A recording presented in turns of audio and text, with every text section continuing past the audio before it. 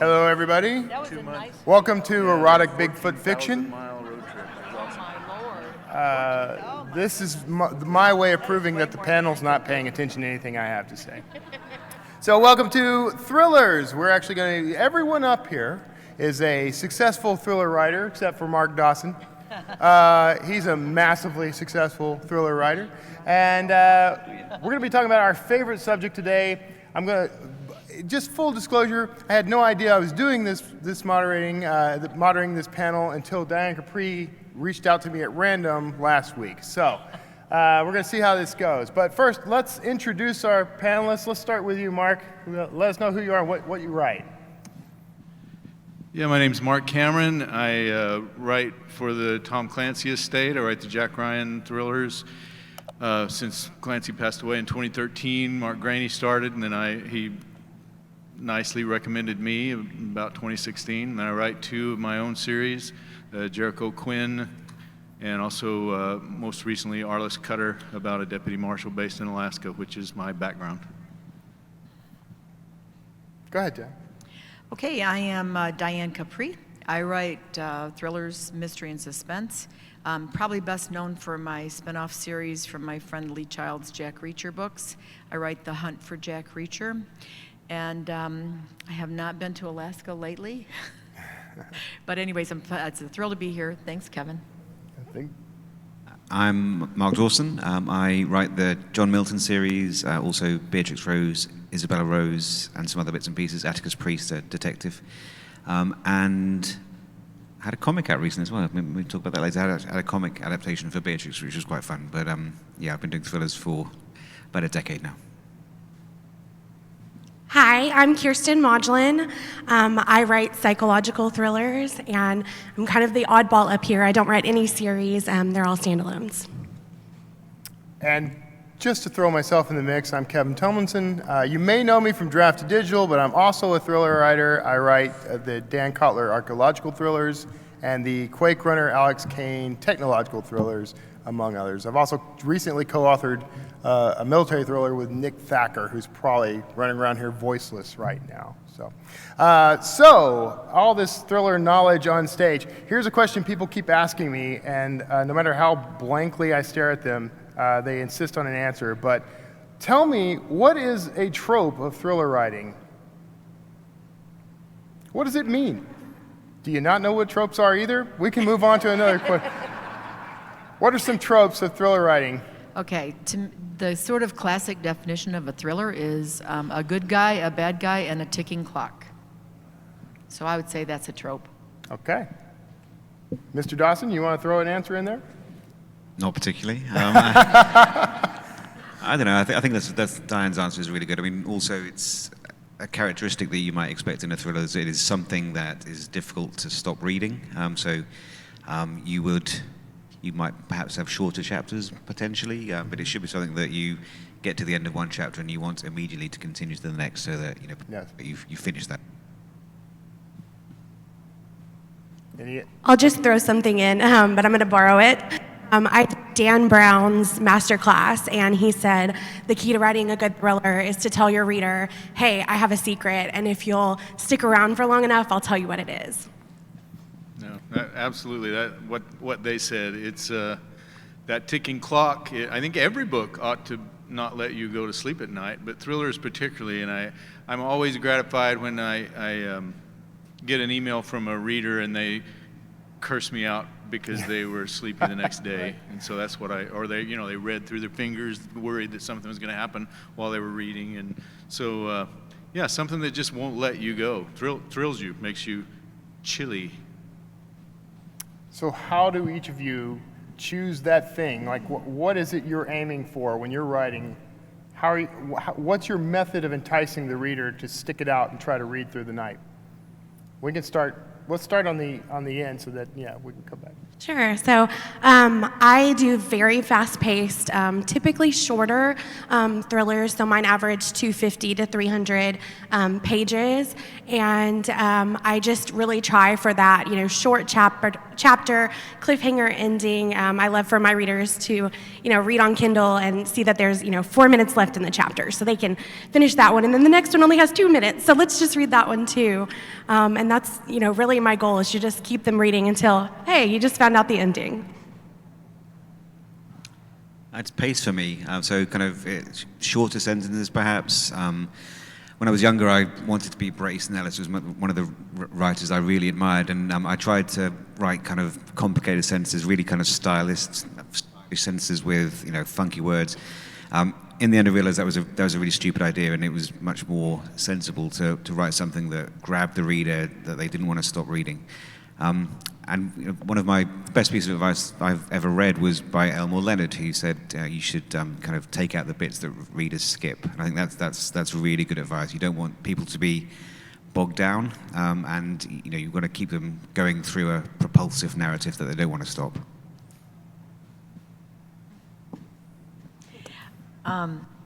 Okay, so since they've already said the good stuff, in addition to those things, I also am looking for what I think of as a very interesting story. Something that people will be interested in. They'll want to know what happens next. They'll want to know the answer to the open question. They'll want to hurry and get to the end. So I try to pick something. something will happen and I'll just be interested in it. Like a couple weeks ago, a story happened in the news where you might have seen it. It was really quite odd, and it was reported for 2 days till they figured it out, but in one of my books it would last a little longer, of course. These 3 guys were friends, and they were all found dead in a river, and nobody knew who they were. They had been shot and dumped there. And so it's like, whoa, now what could we do with that? 3 guys dead all at the same time. Nobody knows who they are. Nobody knows who killed them. That would make a great story. So I look for something that's interesting to me that I think you could spin a lot of, stories from. And I figure if it's interesting to me, then maybe it won't be boring to the next person. And then I try to write it rapidly and add a bad guy and a ticking clock, and that's what I do. Yeah, this is fun being on the end. So everything they said, I think that having that high concept, the great amount of danger, it's not really thrilling if it's, you're worried about whether a kid's going to get his driver's license or not. That's a question, and it's a mystery, especially with some of the kids I know, but it's not really a thriller. So you have to have that high concept. I think very cinematically when I write. I watch the movie unfold in my head, and I want to know how it's going to end up. And I don't listen to music. I know I have friends that when they write, they have headphones on or they listen to music while they write. I don't. The music is kind of in my head. And when I'm on a roll and I'm writing, and I'm dating myself, but I went to see Indiana Jones in the theater 8 times when it first came out. I just graduated high school, and it was that music, that Indiana Jones march is stuck in my head. And when I'm on a roll writing and I hear that Indiana Jones march, dun, dun, dun, dun, dun, dun, and all that going on, I think I've got it. I'm on to something right there. And I look for that kind of, I don't think so much about how long my sentences are or my pace is. I'm just watching the movie and writing it down as it appears in my head. But in order for it to work for me, it has to be grave danger. It has to be, in most of the time, more than my main character has to be in grave danger. It has to be a big, high concept. The character might die and still save the day, kind of a thing. So I look for that when I'm writing. And there might be 3 thrillers in the book. 3 different save the days, 3 different, and also I try to make sure that, and I think you guys do this as well. You light a million fuses in the beginning. We were talking about the ticking clock. I'm old enough to think of the guy, the Snidely Whiplash or whatever, with the lady on the that's how I get my mustache to curl, by the way, is think of Snidely. laid across the tracks. And I try to light a million fuses. I think about all these different things coming in at the protagonist at the same time, saving the girl, saving the friend, whatever. And then the girl will save herself and stomp out a fuse to kill her own snakes.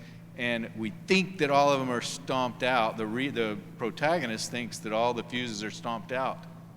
But the reader knows there's still this main one that's burning. And that's what I think makes a good thriller. So, you two on the end, I think you're grouped on purpose. This end, my end, Mark. So, Diane and Mark, this one's for you guys specifically because each of you writes in association with someone else's property. What are some of the challenges to telling a story in someone else's universe? He just spoke, Dan, you're up. So they're like, okay, she'll do it. Give it to her, you know? Okay, well, there's a lot of challenges if you want to write in somebody else's universe. We'll skip all the legal issues and permissions and things like that. But just on the craft, for me, I don't really try to write to Jack Reacher fans in particular. But I do know that those are the people that are most likely to give my books a chance the first time. If they like what I write, then they'll come back, and then they're coming back for my stuff and my characters. But it's the Reacher name and the Reacher universe that if they see the book and they see that, they think, oh, let me try that. I like Reacher, maybe I'll like these books. And, you know, some of them do and some of them don't, you know, and I think that's true of any series, because I have other series as well, and people will pick it up and they'll read it, and they'll either like it or they won't, and if they do, then they'll read more. So one challenge is I don't want to disparage the universe. I don't want to disparage the character. I don't want to damage the universe. I don't want to damage the character. So there's a lot of things that you could do if you didn't have that as sort of a guiding principle. And what I want to do is I want to supplement this. I want it to be something special but stand on its own. So I have a lot of readers who have never read a Jack Reacher book, surprisingly, and have no interest in doing it. The character doesn't appeal to them, but they like my character instead. So you're writing something new. It's that old same but different thing. So you're writing something new, but you're writing in a world that's already been established sometimes. And so there's a challenge to that. I think Mark will say the same thing when he talks about Clive Cussler, who was a wonderful guy, by the way. I met him once years ago, and he gave the funniest Diane, speech ever. Sorry, I'm being not told to tell you to hold the microphone closer to your mouth in a very subtle way. You know, for a guy who just got this job, you're really bossy. So anyway, those are, I think, what the challenges are. In my other series where I'm writing, you know, from scratch, whatever I want, then I don't have those limitations. I can just, you know, make it up as I go along. And in some ways, there's a lot more freedom to that. So I would say it's a challenge, and it's fun to do. It's both a blessing and a curse, sort of. It's limiting, but it's also liberating. So you're just kind of always walking the wire, I guess.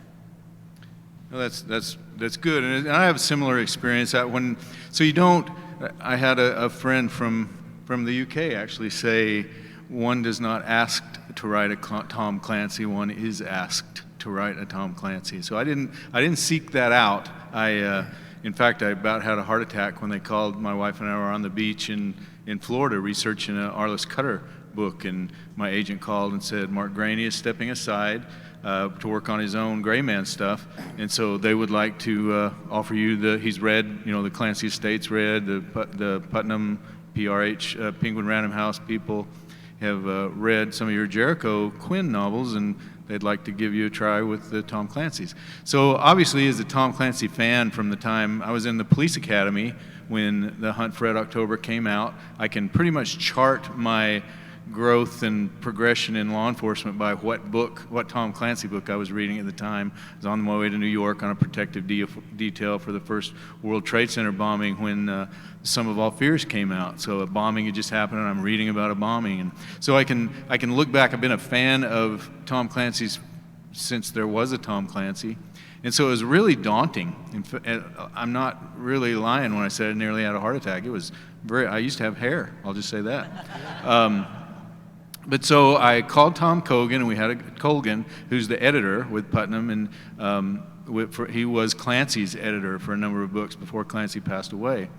And I sort of, vented my spleen to him about how horrifying this was, and he said, Mark, I don't want you to try to be Tom Clancy. I want you to write the best Marc Cameron book you can in the spirit of Tom Clancy. And so one thing that I've discovered, and I talked to Don Bentley and Mike Madden and the other people that write the summer Jack Ryan Jr. books, we are all different as readers. And if you go back and read a Tom Clancy, it's a different style of writing than editors will get by with today. It's brilliant stuff for the time and remains for us Clancy fans great canon, but we can't write the same way. So our job as writing Tom Clancy books today with Jack Ryan and John Clark and Dean Chavez and Mary Pat, those characters need to stay the same, need to stay real and true to the way Tom Clancy imagined them. But the way we write has to morph a bit for the modern reader, so that what we're doing is making modern readers feel like Tom Clancy made us feel like when we read one of his books. So that's what I strive for. There's a little less technical stuff in there because we all have Wikipedia now, and where Tom Clancy would spend a page and a half describing a K-bar knife, we don't need to do that anymore. So I've sort of changed a little bit about the way I do it, but it's definitely I take the burden and the responsibility very, very seriously, and I use a lot of my own experiences, which helps. So, Mark, Dawson, I'm going to ask you this question first, and then we'll go to Kiersten right after that. But when it comes to your characters, what makes a believable, followable character for you? I think with Milton, it's 22 books in the series now. I think with the thing that I have learned from my readers when they email me is that they feel that he has grown and changed over the course of those books. So, he's as realistic a character as I can make him. He has an emotional arc. He's not static. He goes through the same issues and troubles that a normal person would have. It just happens to be the case that he's also an alcoholic ex-assassin who's trying to... Aren't we all? Yeah. Trying to atone for the things that he's done. So I've always felt that it's very important to try and make him as realistic as possible.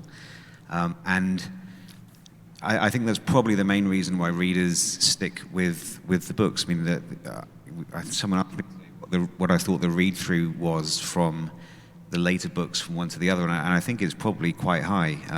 I think if I've got a reader to read that deep into the series, they're likely to continue to want to finding out what happens to him next. So that's my main focus, is making sure that there's always some degree of change that's happening in his life that keeps him a realistic and grounded character.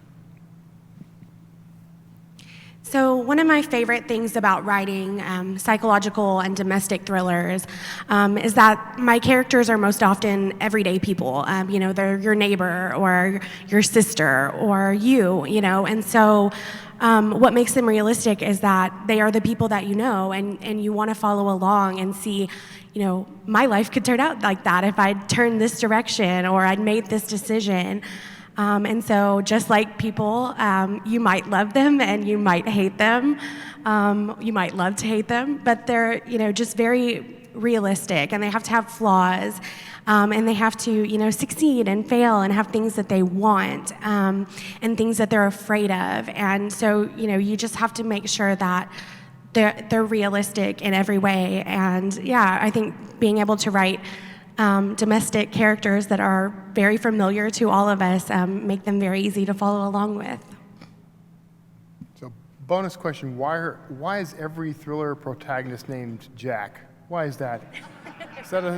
Is there a union thing? Is that something I need to be aware of? That's really funny. My grandson's name is Jack. There are funny sounds and hard sounds, and a k sound is a good, solid, strong sound. So it seems like kind of an off-the-wall question, but there's thought that goes into names, and Jack just fits the bill. That's true. I just as an aside, I mean, I've had that conversation plenty of times. Nick and I were talking about naming our protagonist for our new series. We ended up with Jim Riker was the thing. And it's that same pattern of strong vowels and strong, Yeah, exactly. One of my characters is Jericho, and the other one's Cutter. So you do have that. Dan Kotler. What happened to you, Dawson? Come on. What's the I think it's the J. Yeah, you've got the gentler thriller protagonist. Okay, so in terms of building suspense, what dictates like the level of suspense? Like, do you let the suspense rise and fall, or do you try to keep it up at a high level throughout? And I'm willing to take volunteers to start answering, but Mark looked like he was ready. Go ahead. Sure. I want to give the readers a break periodically, but not much of a break. In other words, they should be worried and they want to rush through their break to get back to the suspense. And I tend to look back on my own experience, and I'm not going to take everybody's time. This is a commercial. I'm talking about thrillers for an hour by myself tomorrow, so I'll save my stories for tomorrow. But I tend to look back on my own experiences and the cases, the fugitive cases and the homicides and assaults that were most interesting to me and the big questions, and I rely on those. But then rather than give overload the reader, I'll skip to another chapter to give a tiny bit of exposition, but still harken back to that hanging question that they know if they read through this, and they have to learn this stuff. It's very important. It's not the part they're going to skip, but get to that the answers to the question before. So a little bit of a rest, but not too much. So the question is about suspense?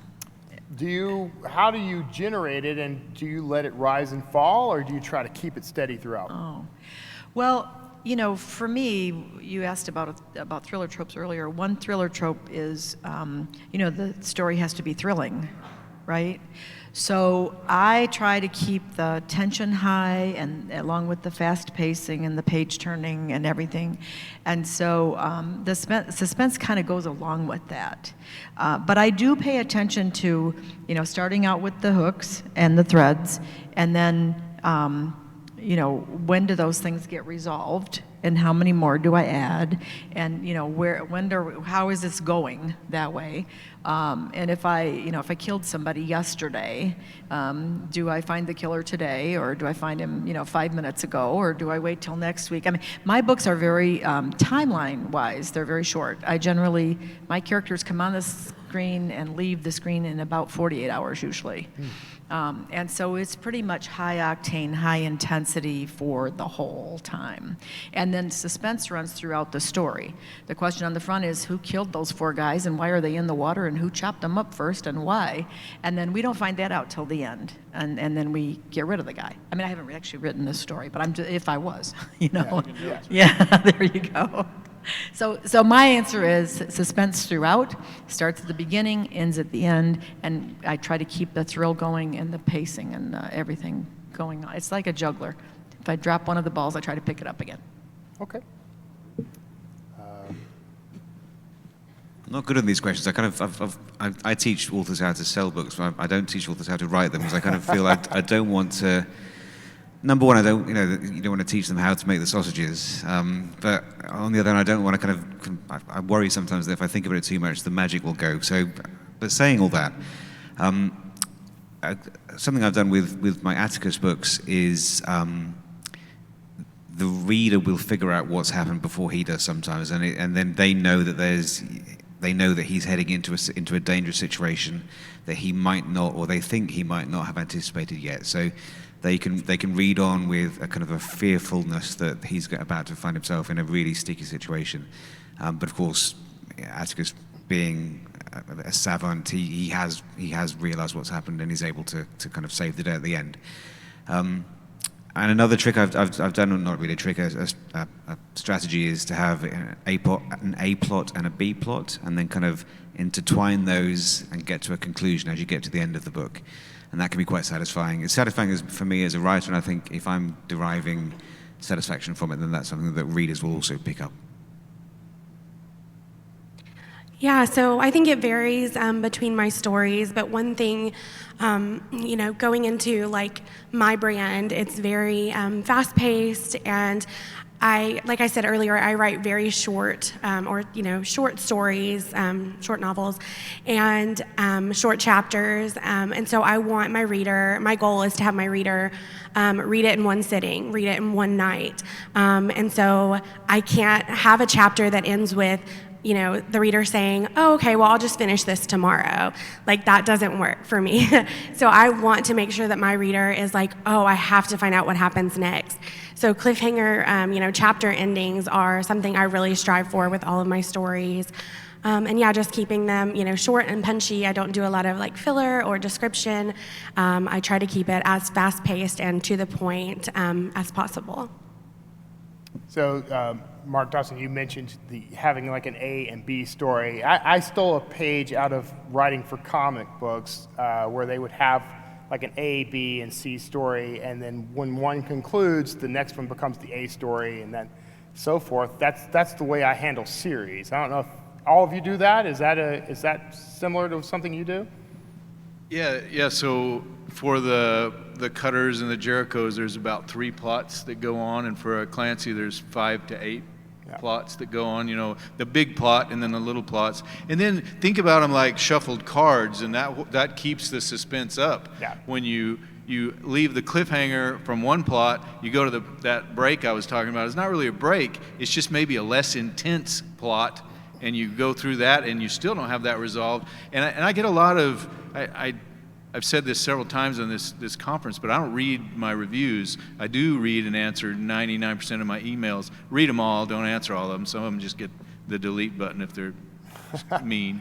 But if they don't like it, I'll answer it. But if they're mean, I don't, Anyway, I do get a lot of emails, tongue-in-cheek, some of them grouchy, because I do believe in cliffhangers, because life is a cliffhanger. So many times in police stories or intelligence, spy stories, the intelligence case officer or the police officer, detective, whatever, gets to focus on this one case. And that's just not life. In my experience, you've got a stack of cases, and one of them is kind of maybe, the chief is telling you to work on that one the most. You're not even be the most interested in it. But then there's this other one that's just really got you interested, the missing girl or whatever. So you take that as your passion project. And they're all going on, and while you're doing that one, somebody else gets killed or some other terrorist runs, and you have them as a fugitive. And so when you finish your passion, there's another one that's coming in. And so what I try to do is weave in that other one so the reader gets interested in the secondary case. This one ends at the end of the book, and then that one's just not done yet, and the next book carries on sort of in the early beginning stages of that. So the same idea that you're all talking about, I think. Say something on cliffhangers. I completely agree with what Mark said, and what I would say as writers is they should be handled carefully and expect backlash, but they're really powerful in terms of getting the reader to read the next book. I have emails from readers who, I try to have kind of the main plot will be closed, so the story will, whatever the situation was, is resolved by the end of the book, but I will have perhaps an arc that I'm developing that will, and I might even end with an epilogue that is really does tease out that arc and tells the reader that is going to be continued in the next book. So as long as I've fulfilled the contract with the reader and that I've satisfaction of that particular story being closed, but I don't think there's anything wrong, and I agree it's realistic to have something in the background that continuing to percolate. So you will get emails, you will get 1-star reviews, definitely, but they will also all buy the next book. Yeah, exactly. One of the things I like to do is I write third-person multiple POV for my books. And one strong POV is always the villain. And I try to write a really strong, despicable person because, of course, he's always going to die, right? And my... Spoilers. Yes. Well, it wouldn't be a thriller if he didn't die at the end. Remember the good guy, the bad guy, and the ticking clock? So I'm writing the bad guy, and and that is a separate plot because, remember every villain is the hero of his own story, right? So who is he? Why is he doing these things? What is wrong with him? Why does he think it's okay to just shoot you if they feel like it, And that story gets woven in with the POV chapters from the hero. And so in that way, yes, I have an A plot and a B plot, but it's kind of going like this all the time. Yeah. In a straight mystery, I'll have an A plot and a B plot and a C plot. So there'll be the A plot is the thing the mystery, the thing like Mark says is going to get solved. The B plot is whatever is happening that my character doesn't know about. What's going on out there that's making these people do what they're doing. And the C plot is usually whatever's going on in his or her life. So, if she's, and it's always got to be related, and it's got to tie up at the end. So that's how I handle that. Somehow related. Like, can you give an example? Yeah, somehow related. Okay, so I have a mystery series featuring this character, Willa Carson. Her husband owns a restaurant. So a book might start where there's a big fundraiser at the restaurant, and of course then somebody dies, right? So it's her life that she's married to this guy who has a 5-star restaurant, and how did that go, and wasn't that a nice party, and things like that. But now there's some dead guy in the kitchen, and that's your mystery plot. Okay. And so then at the end, it's, why was the dead guy killed? Why was he killed in the restaurant? Why was he at George's party? That kind of thing. So I make it all related. It's tricky, but it's like the card deck that Mark described. So the sort of C story there would be the fallout from that happening in his restaurant. Right. Right. Okay. Yeah. All right. Kiersten, did you want? And since I write standalones, I don't have, plots that will carry over through other books. But I definitely do add in, subplots in there and extra threads that I can throw in, some twists or tie, 2 storylines together that, maybe didn't seem related in the beginning, and different things like that. But because I don't write series, it's a little bit different in how I do it. So, talking about all these A, B, and C plots, I'm a pantser, okay, so shame me at your will, but I assume everyone here outlines or plots in some way, okay. I'm usually the odd man out. So what are some of the ways that you plot these things? You can get technical or you can just talk about the general idea, but how do you work out how the story's going to go? Yeah, just real quickly, I believe in Taylor Sheridan's mantra that you need to have 3 really kick-ass scenes and everything else just can't be bad. All right. So I try to, I mine a lot from things that have happened to me, war stories that I've heard from buddies. I'll tease you a little bit for tomorrow. I was in a really big chase, a foot pursuit when I first moved to Anchorage. We chased he was running, got around the corner, and they lost him, and I saw him where I was standing, supposed to be on the back door of a place called Chilkoot Charlie's. Look it up on Yelp. People have died there. It's a cool bar, big bar with a labyrinth of all these different rooms, and really weird stuff goes on inside. I chased the guy in. What I found when I found the guy, I made a scene. I didn't even know how it was going to go in the book, but I made that into a scene. You'll be able to find out about that tomorrow. But I take those little scenes and I put them as high points, and then I try to build the other little scenes that grow character and stuff like that in between. By the way, the lesson there is never go to a bar recommended by a thriller writer. So I do something similar to that. I call it my baseball diamond. I make sure that I have 4 big events instead of 3, and I write from one to the other. So I imagine it's a baseball diamond. You start at home base with your inciting incident, and you run to first base where something worse happens, and then you go to second base where something worse happens, and then you go to the third base where something really terrible happens, and then you make it all the way home, the whole thing blows up. So I try to think of interesting stuff that can happen in the plot and in the story at each of those points, and then I write from one to the other. So that's kind of how I do it. But I kind of sort of pants it from here to there, you know?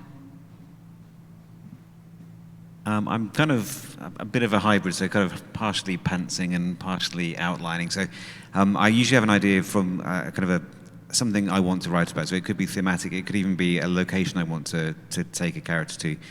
And I'll start to write usually from the start, and this is a bit pretentious, so apologies, but John Cheever said, I think, that when he was writing, he would write as if he was taking a drive at night. So he would know the place he started from, and he would know his destination, and probably would know some waypoints along the route.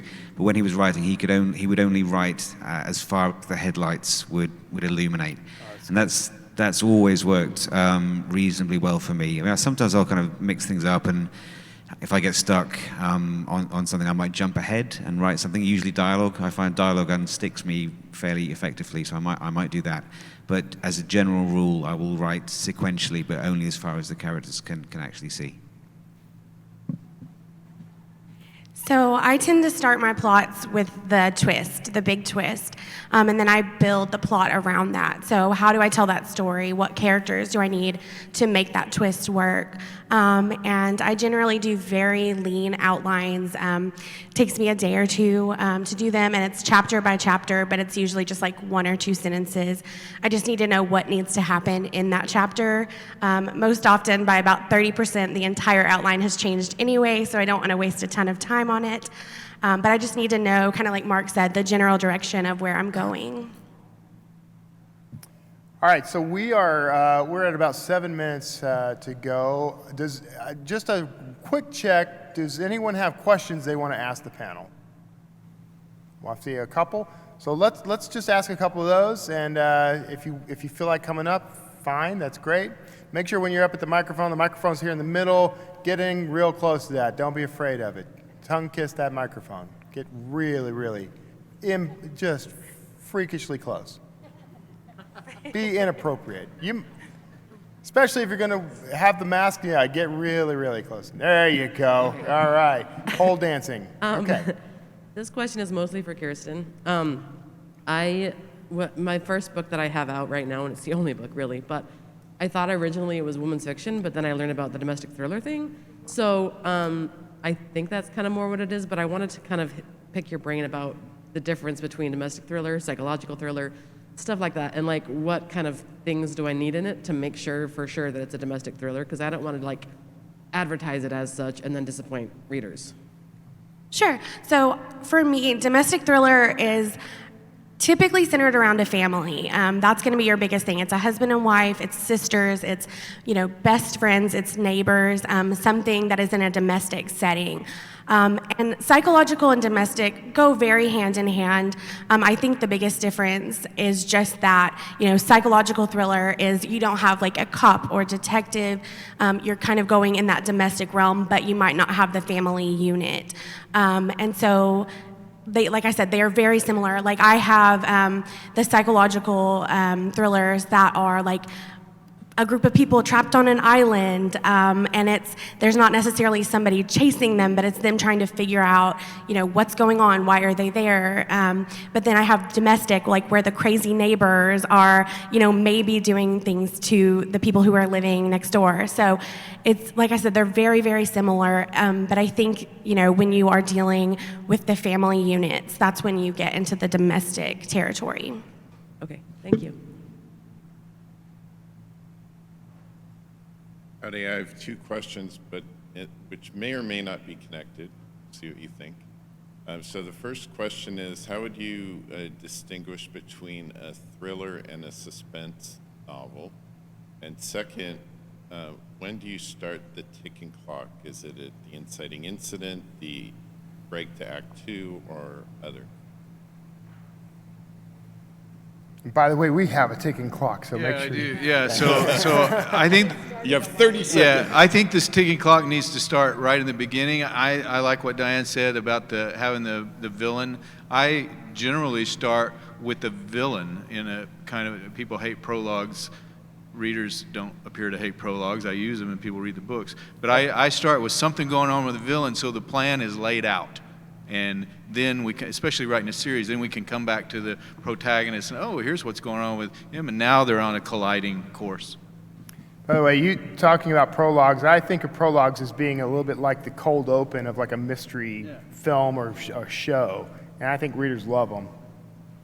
I don't write prologues, but I write the same kind of thing that Mark is talking about, where I write, usually the opening is the villain or the victim. I'll open with one or the other and then move on to the main characters and stuff. So that happens right away with me in the ticking clock right away too. On suspense, my point of view is every single book in the world that's ever written should have suspense in it. And suspense is just basically an unanswered question. So if your book isn't suspenseful, that's not going to encourage me to keep reading and turn the page. If you're going to tell me everything, if you're going to do the old newspaper thing, who, what, when, where, why in the first sentence, then what's the point of reading the book? So to me, the suspense should be in every kind of book you write. It should be all the time, and it should flow throughout the story. But that's just my point of view. All right. Thank you, sir.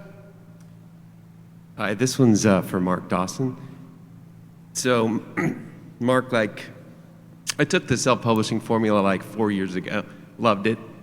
In a nutshell, Cliff's Notes version, do you think you're still selling books the same way as you were then, right now? Or is there a big difference, or how do you feel that the market's been in the interim?